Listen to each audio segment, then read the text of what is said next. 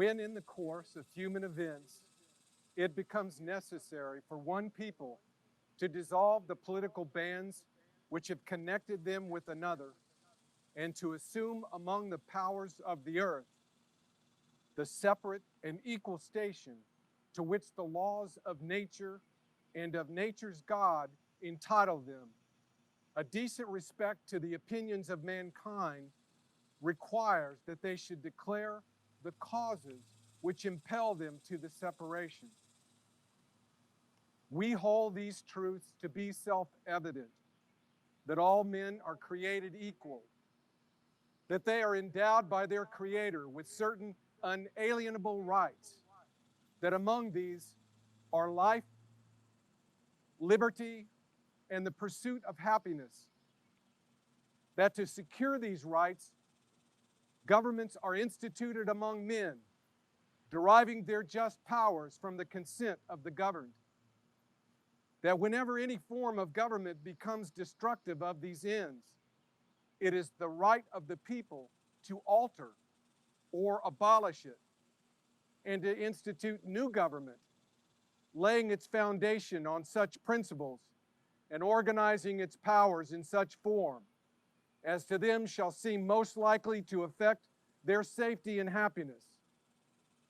Prudence, indeed, will dictate that governments long established should not be changed for light and transient causes.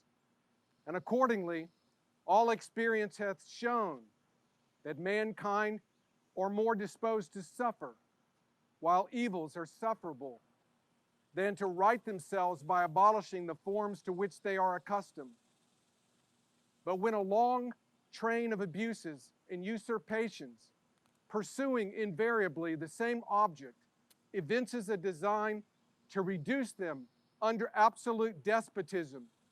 it is their right, it is their duty to throw off such government and to provide new guards for their future security.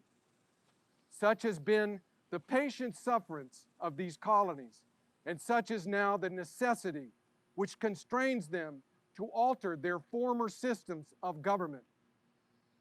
Washington had the Declaration of Independence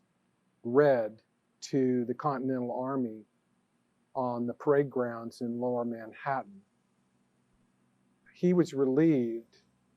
that the discussions in Congress had finally come to a conclusion.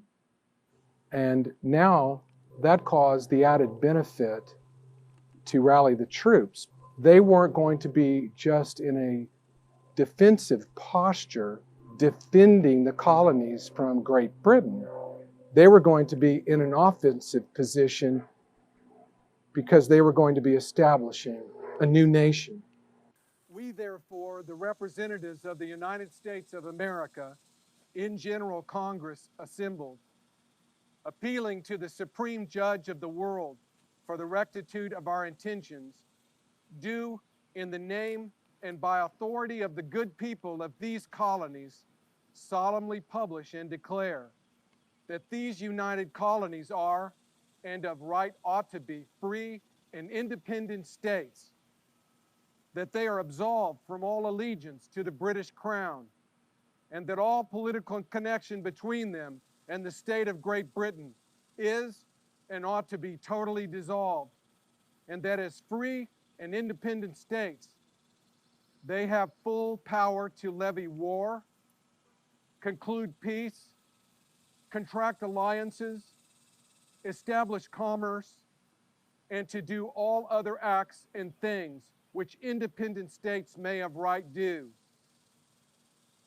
And for the support of this declaration, with a firm reliance on the protection of divine providence, we mutually pledge to each other our lives,